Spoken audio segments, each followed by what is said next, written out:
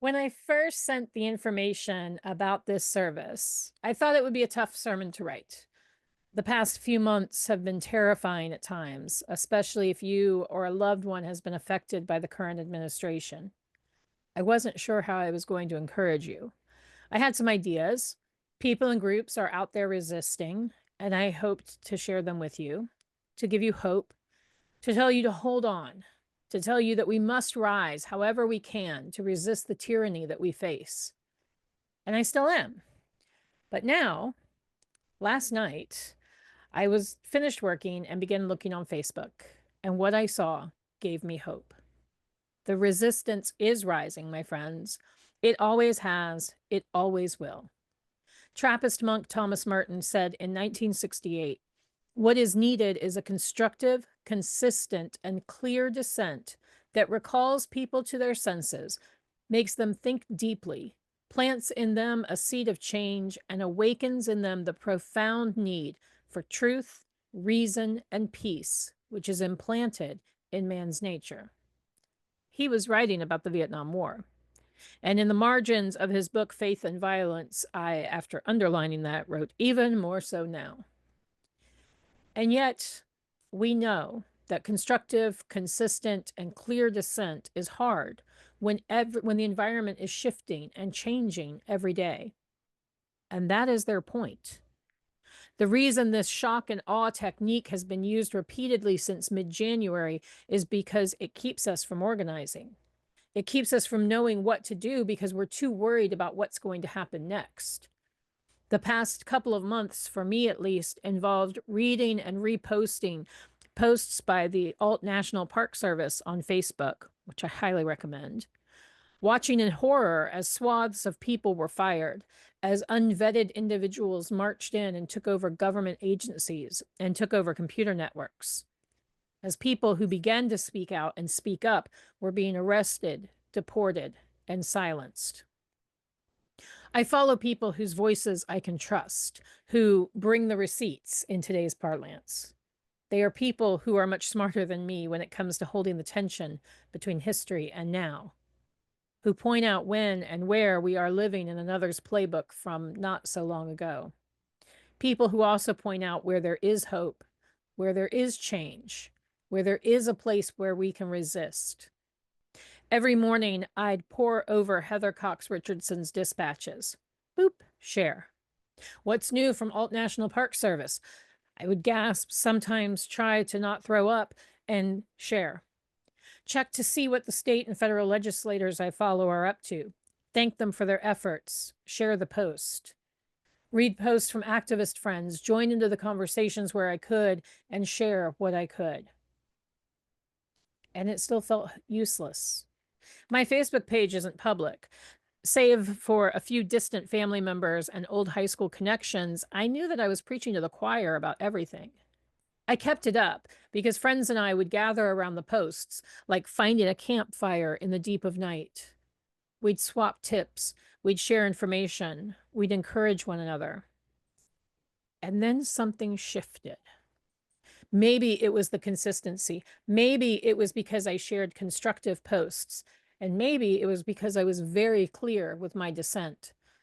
I'm not sure.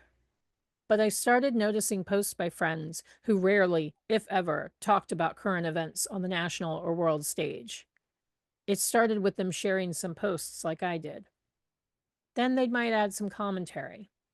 And not a lot. For some of them, this was their first foray outside of sharing about their families. But enough that said they were not happy with what was happening either.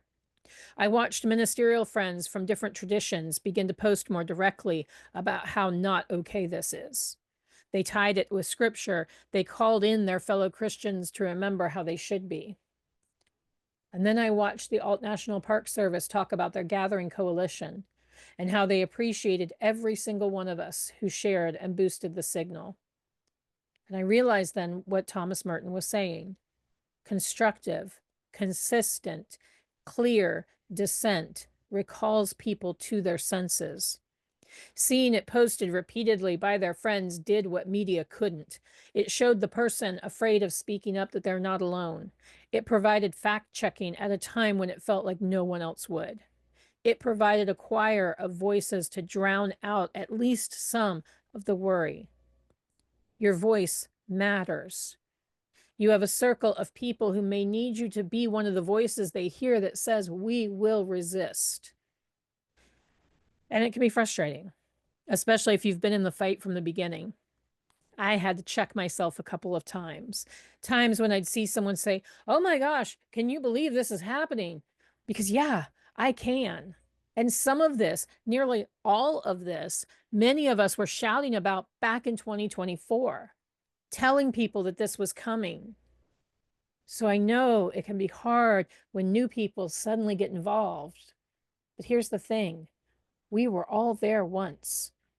And instead of grumbling that it took them so long, instead I celebrate that they're here now.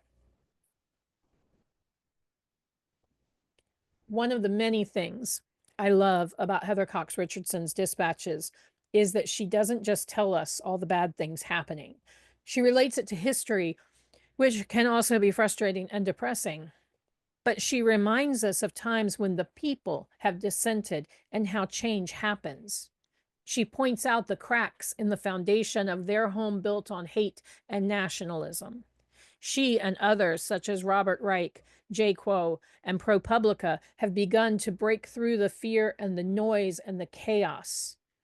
And what they do in their long-form posts is to challenge us to think. And it works. We know it's working because some of Heather Cox Richardson's posts have begun to disappear from Facebook. I had a classmate in undergrad whose favorite mantra was propaganda only works when the people don't have time to think. And it's true. It's another reason the shock and awe tactics work.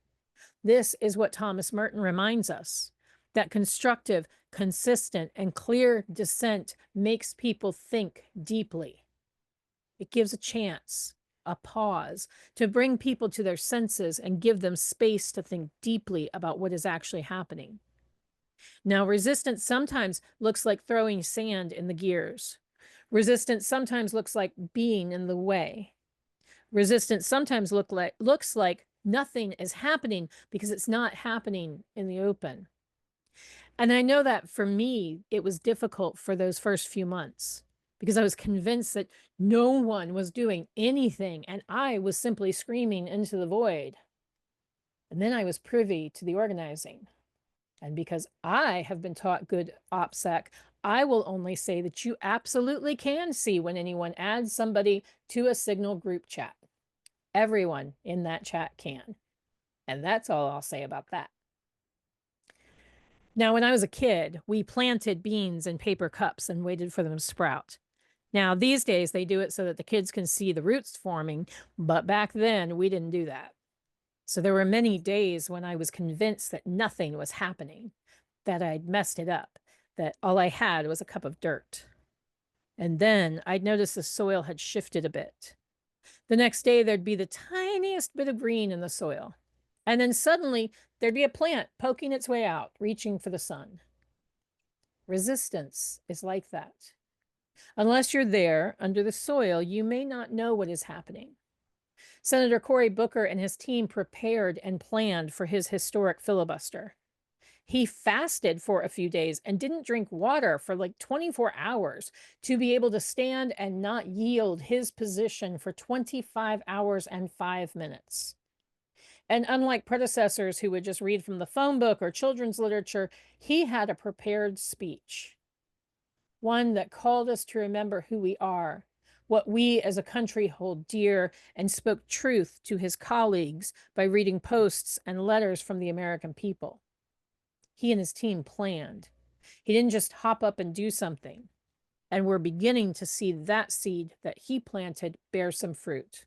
Not a lot, not yet. And I think we sometimes make that mistake in these times of instant gratification. Resistance takes time. It takes consistent dissent. We are now seeing judges upholding the Constitution. We are seeing a small shift in Congress. We're seeing groups rising up and organizing and getting the information out to the people. When the administration began burning pages of information on official websites, and let's be real, that's what this is, good old-fashioned book burning just on a digital level, we began to see the data nerds collect and upload that information on their own sites. We're seeing other countries, many of them our allies, rising up and saying, no, we're not going to do that. We're already seeing a change in voting patterns with this last special election. Now, here in Florida, things didn't go the way we'd hoped, and it's easy to look at the outcome and lose hope. But it's important to know that not only was that election a slimmer margin than ever before, an entire county flipped from red to blue. Resistance is rising, my friends. I feel like the constructive, consistent, and clear dissent that has been rising and gaining strength over the last few months has awakened in people a profound need for truth, reason, and peace. I do. I know it's not always obvious, but I have this uncanny ability to zoom out and look at the bigger picture. The arc of justice may not be bending like we'd hope, but it's starting to shake. Now is not the time to stop. Now more than ever, we need to continue to dissent in whatever way works for you. Not all of us are meant to be on the front lines, and that's okay. I did not go to the marches yesterday. I had work and I knew I would not be effective.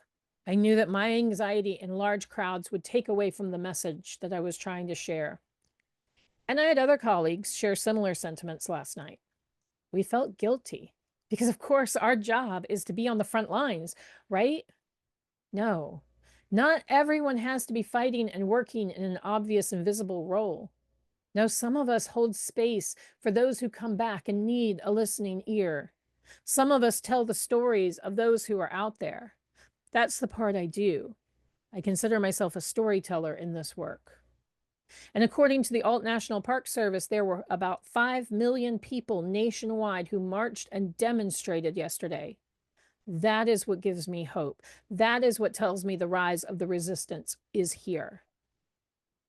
Thomas Merton said, what is needed is constructive, consistent, and clear dissent that recalls people to their senses, makes them think deeply, plants in them a seed of change, and awakens in them the profound need for truth, reason, and peace, which is implanted in man's nature. Truth, reason, and peace. I believe we are starting to awaken that in people. It's part of our nature to seek these things. It's what we were founded on as a country. I believe that our dissent will continue to awaken that in other people. Friends, the work is hard. It always has been. But you and I are not alone. Look around you and find your community.